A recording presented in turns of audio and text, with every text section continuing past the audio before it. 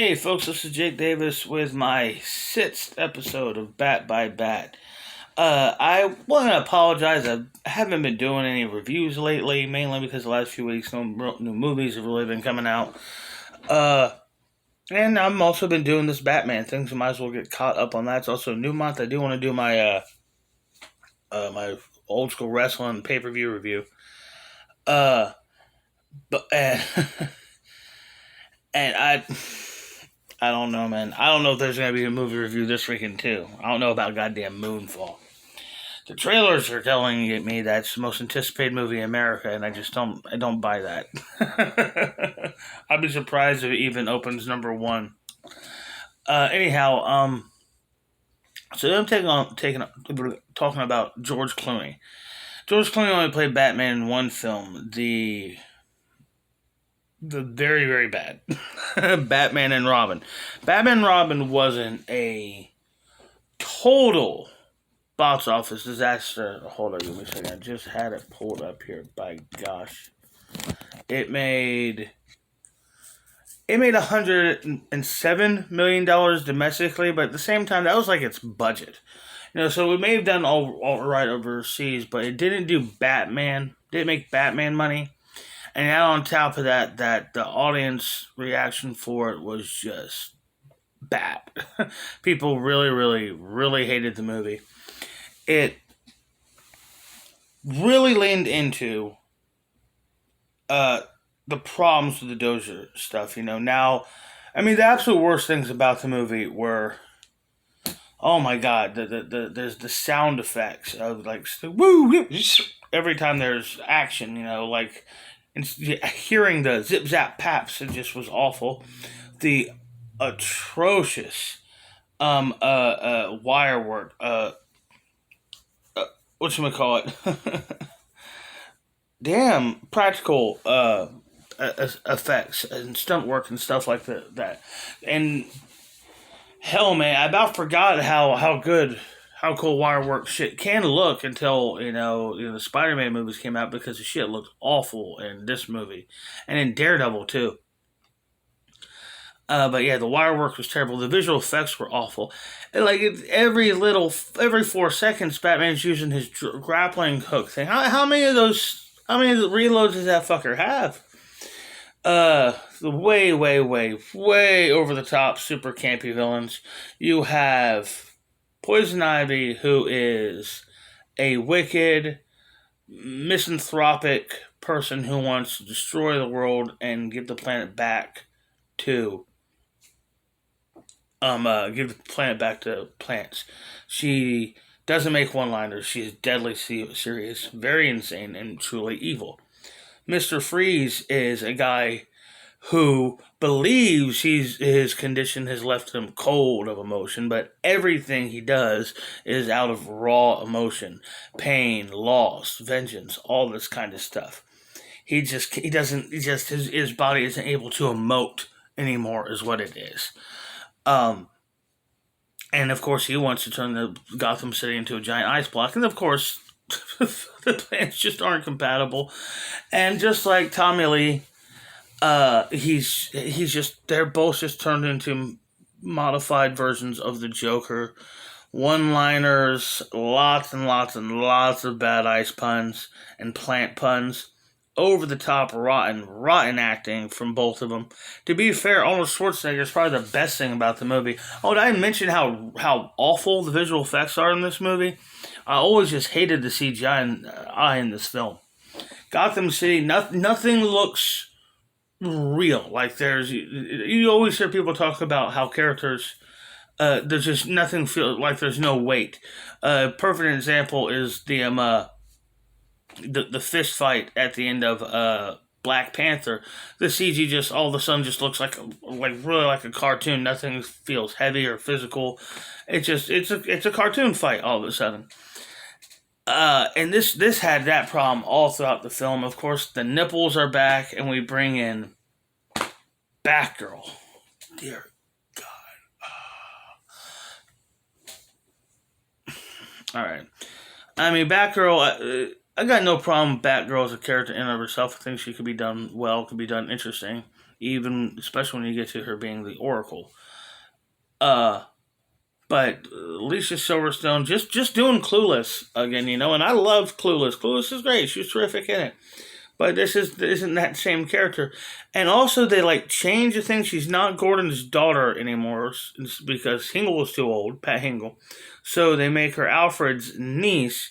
And there's no way Michael Goff is younger than Pat Hingle. There's no way. And if he is, what is it, about like a few weeks?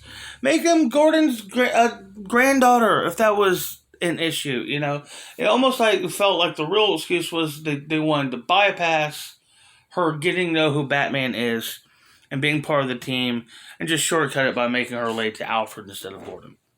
Because Alfred's already right there. Speaking of Alfred, I did like the subplot of him. He's dying the same disease that Nora Freeze had, and Batman trying to cope with Alfred's imminent death. But and I also did like how the villains don't get killed or aren't killed by the Batman, and they don't find out who Batman is either.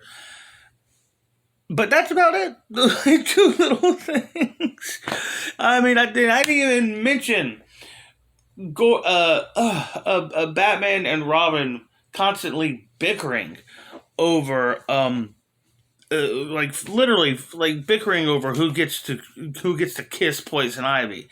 It's just like, Batman is aware he's being played, and at least he's that smart, but it's just Robin is just ruining this. He's just this whiny little putz the whole film. He's awful character. And the suit's more of the Nightwing suit, which why couldn't we just make him Nightwing? And there's always been this little thing. So fucking anal, maybe just for me. But in the third act, they stop Poison Ivy. Batgirl's with them now. They know Mr. Freeze is gonna freeze entire Gotham City. So they go back to the Batcave to get their anti-ice suits to fight Mr. Freeze. Okay?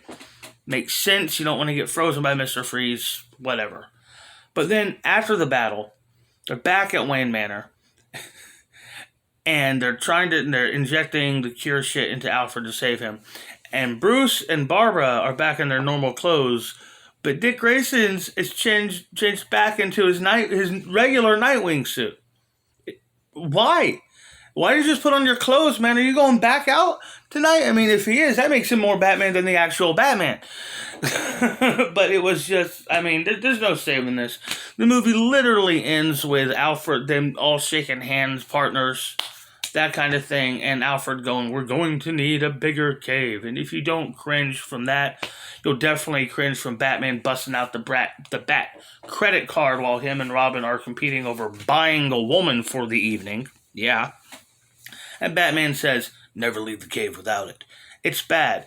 And even as like a 12-year-old kid, I knew that you freeze an entire human being. You don't have like 11 minutes to save their life. That fucker's dead.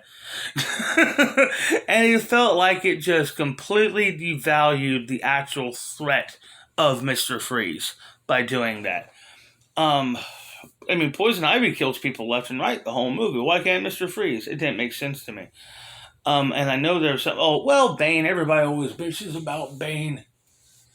In this, Bane was never my favorite character, and, I was, during my heyday of reading comic books all the time, Night's End was probably one of the worst ones I've ever read. I hated the Night's End storyline, and, we wouldn't have Bane if it wasn't for that story. The Venom storyline from Legends of the Dark Knight was great, but Bane, Night's End sucked. Bring in Azrael and the whole massive lackluster ending of that. God damn, I could bitch on and on about this movie. This movie was bad. Ultimately, the point is that the movie was really, really bad. George Clooney just walked through the film. Clearly just a paycheck. And to be fair, it kind of saved his career. Doing this movie so bad. Because he was doing shit like, wasn't just doing shit like this. He was doing shit like The Peacemaker, too. Nicole Kidman. Really, really bad movie. And after this disaster, he started taking his work and his choices a little bit more seriously. And since then, he's done great work and stuff like Michael Clayton, Oh Brother Where Art Thou, Good Night and Good Luck, great work as a director. Sure, it's comic propaganda, but it's well made comic propaganda. This movie not only killed Batman dead in the water, but you got in 1997. Oh, the other thing, I want to tell you a quick anecdote. I went to see this movie at theaters with my dad and my cousin, and the only reason we went opening day was because it was free tickets. A local radio station was doing this giveaway. The first screening, free house, And so we got there, watched the first screening, had to stand in the rain for this shitty fucking movie. But it was bad. I was 12 when I saw it for free, and it was Batman, so I didn't hate it as much then as I do now. But it was, look, it's just so bad, and it killed the Batman franchise down the water. About 2 months before this came out, I remember reading in Wizard that plans were already in motion to do Batman Batman 5. They were talking about bringing in Scarecrow and the Mad Hatter and Harley Quinn and Egghead and King Tut. I'm not shitting you. All these villains were being thrown around there. Just give me 1 second. Pause this. Check on something.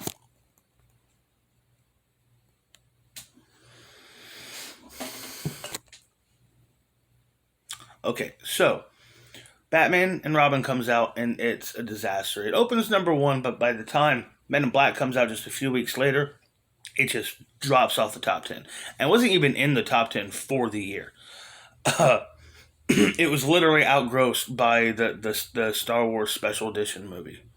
At least just the first one. I don't think Jedi made more than Batman and Robin did. But it made... Wait, did it?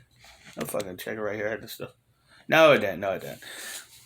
Neither did Empire. But still, it was outgrossed by a 20-year-old re-release with deleted scenes. That's not good. If you're a tentpole film for a huge studio. Then later in the year, Steel comes out.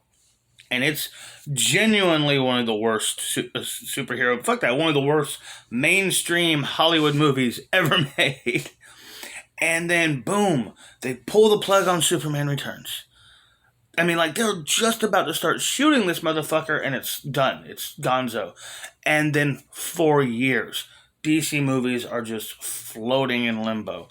They were going to do they were going to do a darker sequel of this. Schumacher and possibly George Clooney were going to come back. Travolta's name was being thrown around there at one time for possibly replacing George Clooney's Batman.